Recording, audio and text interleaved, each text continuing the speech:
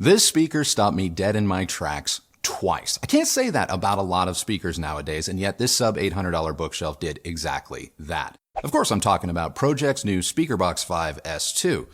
What do you think I was talking about?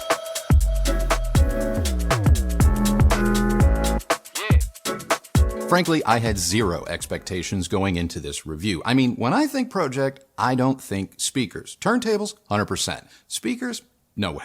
We weren't even sure we were going to review them, but as soon as I took these small two-way bookshelf speakers out of their box, I was stunned. They are surprisingly heavy for such a small speaker, and to me, they are gorgeous. Not to mention, green. It's not uncommon for speakers nowadays to sport unique colorways, but I have yet to encounter one that was finished in a rich, smooth satin green. Obviously, there are other options like walnut, white, or black, to name a few, but we're not going to waste any time on those because green. Looking past the finish, the new speaker box is a hefty one, tipping the scales at nearly 11 pounds apiece, which is rare for a speaker this small. Knock on the cabinet and you will find an enclosure practically void of any internal resonance. Again, very uncommon, especially when discussing speakers at this price point. Considering the Speakerbox 5 S2 is made in Europe, not dissimilar from the Mission 770 we just raved about, but minus a comma in its asking price, my curiosity doubled. Getting to some of the specs, the speaker uses a 1-inch silk dome tweeter mated to a 5-inch fiberglass woofer, which, when combined with its small rear-facing port, give the speaker a reported frequency response of 55 Hz to 20 kHz. Sitting on our solid steel speaker stands, the Speakerbox 5 looks right at home in our new space. At first, I was concerned that our room was going to be a bit too large for them. After all, they were designed for smaller European spaces and not large open concept rooms like ours. Minus the obvious lack of bass below, say, 50 Hz, my worries proved to be unfounded. The 5 S2s played with absolute confidence up to about 95 dB without a hint of strain or distortion. And to get that volume, it didn't take much. The speaker's benign 8-ohm impedance and 88 dB sensitivity meant that they didn't take Herculean power to come to life. We use 3 different amplifiers, the Audiolab 6000A Play, which is rated at 50 watts per channel, the Marantz Model 40N at 70 watts, and the Technics SUG 700 Mark II, which is also a 70 watt per channel integrated. ProJect sent along one of their debut Carbon Evo turntables finished in, you guessed it, green. Honestly, once I got the whole system set up, I had to resist spamming Architectural Digest about a half a dozen times through Instagram because it looked so good. Before I lose all you die-hard audiophiles by going on too much about the speaker's looks, let's just get to it. Because if you thought these were all style, no substance, you'd be wrong. Running a quick sweep 20 to 20 revealed something rather shocking. The Speakerbox 5 S2 is stunning. Those of you who get all hot and bothered by measurements may want to grab a tissue because from about 100 Hz to 2 kHz, I'm talking the low, mid-bass, and mid-range, the Speakerbox 5 S2 are near as makes no difference, flat. Throw in just a little bit of roll-off as you near the treble and you have an incredibly linear speaker top to bottom. Measurements aside, the Speakerbox sounds terrific. Articulate, well-mannered, and tonally right through the mid-range and treble is how I would sum up the ProJect speaker. These don't have much bass on their own, so for full-range playback, you will need to invest in a subwoofer. I use both a single SVS 3000 micro as well as the Arendal 1961 subwoofer. Adding a single sub and crossing it over around 60 Hz or so really fleshes out the Speakerbox performance. If you get it right, the small bookshelf speakers sound like a pair of large monitors or even small towers, only without any of the boominess or port coloration that is typical with more budget towers. While I'm confident Kristi will make an argument for why she feels these speakers don't need a sub, if you like bass, know that a sub is required. But I would urge you not to overdo it and turn the sub up too loud because you will spoil this speaker's fantastic mid-range clarity and presence. Throughout the mid-range, this speaker is colorless. It's not warm or cool. It's not laid back or forward. It just is, and I love that. Intelligibility is high AF with these speakers. Lyrics, dialogue, and individual notes should come across with a greater sense of focus, presence, and accuracy because the mid-range isn't competing with the speaker's bass and remains largely linear on up through to the treble. In other words, no smile-like curve here, people. If you are looking for a rich, punchy, and excitable speaker, look elsewhere. The Speakerbox 5 S2 isn't going to be for you, but the rest of you keep watching. When it comes to the treble, there isn't as much roll-off as, say, the POLK R200. There's definitely some presence to the highs, but nothing approaching grating or fatiguing like, say, B&W's 600 Anniversary Series.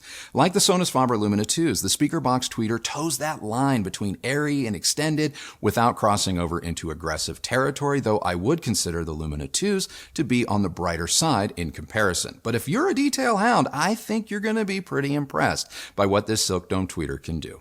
When it comes to the soundstage, these beauties sound far larger than their physical size will lead you to believe, but because of their construction, their soundstage is not what I would describe as wall-like. You get pinpoint accuracy with these bad boys. Center imaging is terrific, and it doesn't really drift as you move about left to right.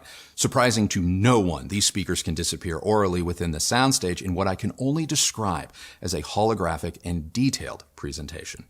Dynamics are not explosive, but still impressive. This is a well-mannered speaker, one that is more concerned with control than it is with blasting you out of your chair. So if you're going for a live concert-like experience, look elsewhere.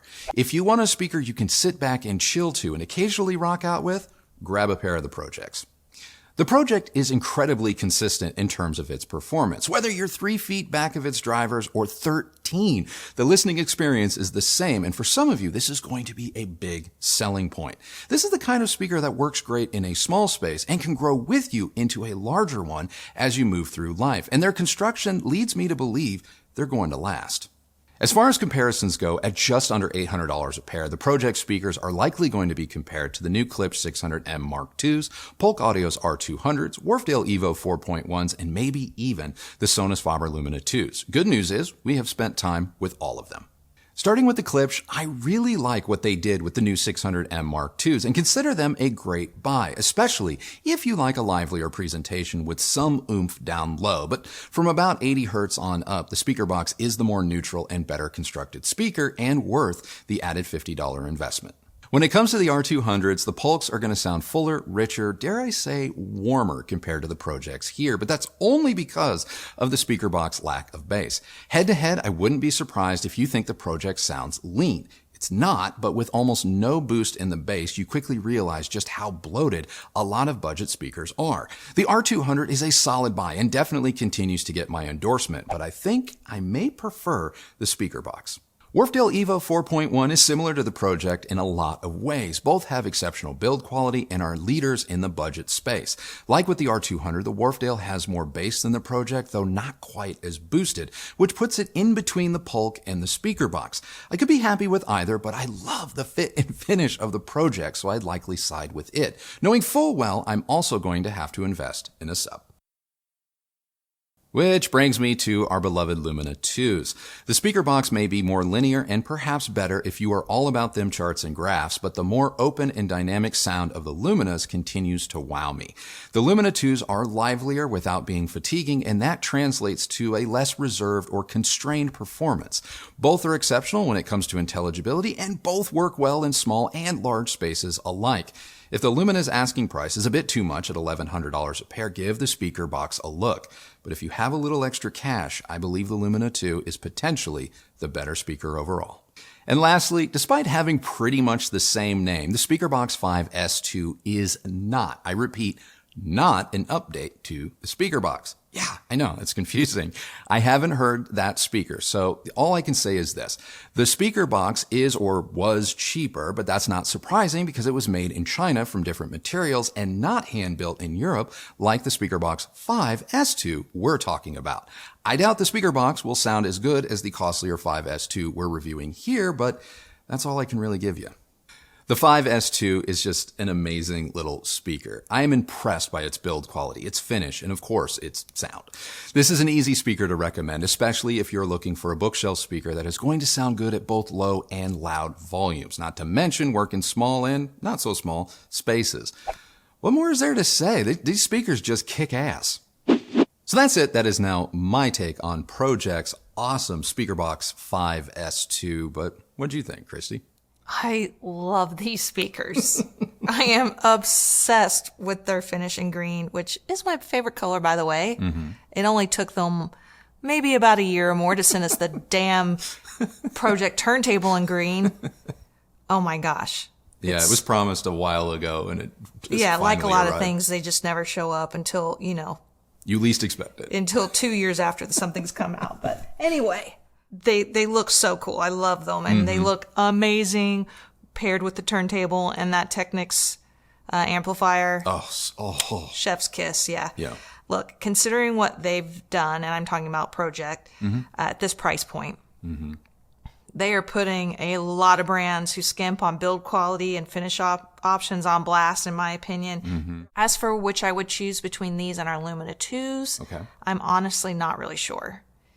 It's tough. It's really hard for me. I like them both. I feel like they have a similar sound. I mean, that's to me. Yeah. If you don't agree, keep it to yourself. Okay? I can't with some of you guys.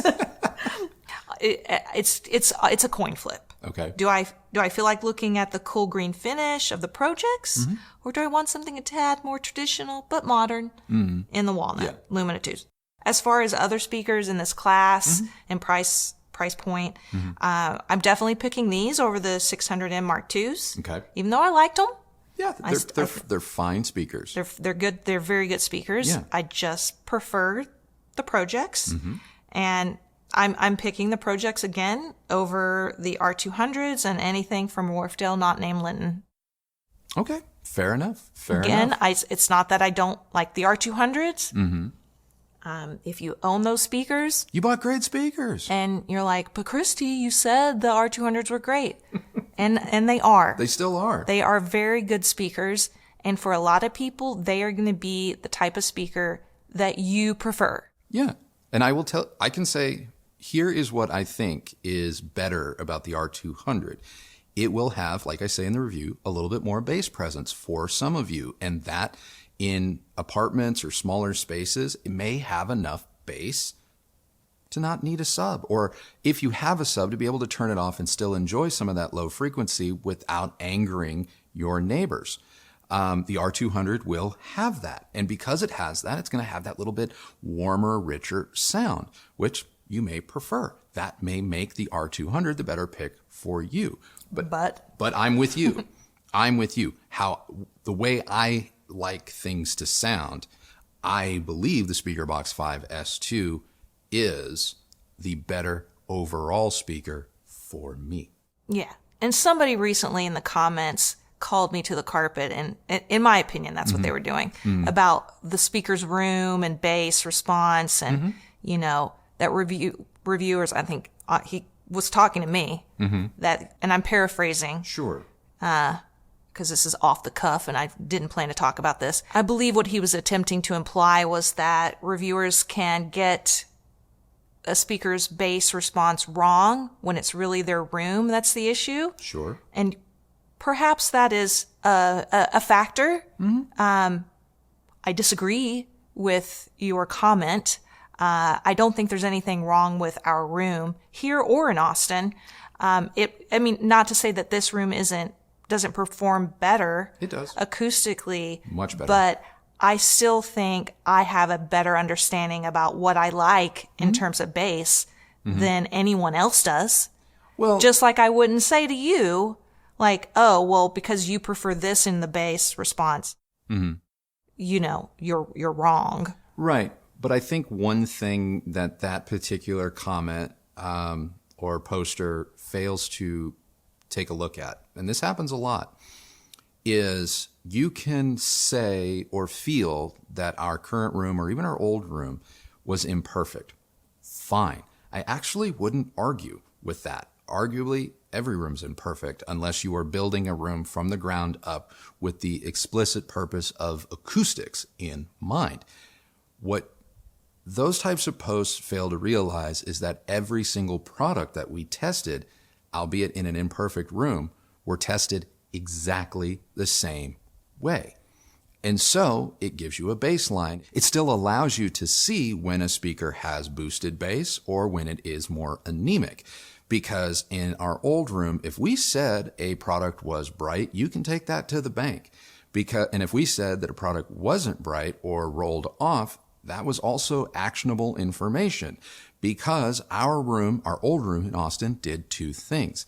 it did accentuate bass. So if we said, hey, this is a bass-heavy speaker, come to find out when testing those same speakers in this new room, which does not accentuate bass as much or at all, we found that there was still a hump present. The hump was bigger in Austin, but a hump is still present in those bass-heavy speakers.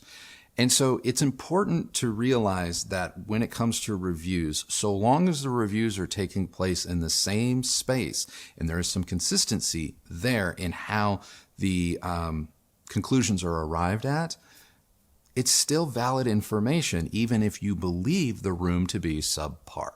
Just throwing that out there. Yeah. You summed that up far better than I could, but I just... Now, will most people hear what I just said? No. No. They're still hung up on the title. Yeah, they're They haven't got past the title. Yeah. And they don't make it through half the video. So what difference does it make? Sometimes it feels like we're speaking to a wall. We're speaking to the void. There's a void. If you guys have seen. If you know the reference. If you know, you know. Then you've just earned a spot in my favorites. Yeah, in my heart. Yeah. But anything else about the Speakerbox 5S2? No. I mean, I think I really like them. Like you, I didn't really have any real expectations. Mm-hmm. I was excited about the finish, but I didn't think, well, I'm just going to see what happens when we turn them on. And dang, really, really, really impressed. Yeah, I'm excited to see what more they come out with. Yeah. I don't know. Do they have tower speakers? They do. They have a line in this line. Oh, in this one? In this line. S2 line of towers. And I would be pretty curious. Oh, yeah. Pretty curious. Better send them in green. Better send them in green. If I get satin black, you're getting a box of parts. I'm joking. But I'm not. I will totally take them apart and ship them back to you so you can reassemble them. Oh, man. Well, anything else? No. All right. They're really good. All right. That is now our review of the ProJect Speakerbox 5S2 bookshelf loudspeaker. What do you guys think? Did this surprise you as much as it surprised us? Was this even on your radar? Because I know it wasn't on mine. And that's my question of the day. Like, ProJect speakers. Who knew? Anyway, if you like this video, please do give it a thumbs up, like, and subscribe. Go ahead and ring that bell so that you're notified when new videos come out. If you use any of the links that Kristi left for you down below, know that that is a great way that you've continued to show your support for this channel and the work that we do here, along with the super thank you, and becoming a member. All great ways to show your support for this channel, as well as just hitting that like button and subscribing. A lot of you that watch our content are not yet subscribed, so what are you waiting for? We do this twice a week. We're here for you. Subscribe. Follow me on Instagram at Recovering Audiophile, and that is it for us today. So remember, the only person who has to like the sound of your system is you. And me. So happy listening, everybody. Thank you so much for watching, and we will see you on the next video.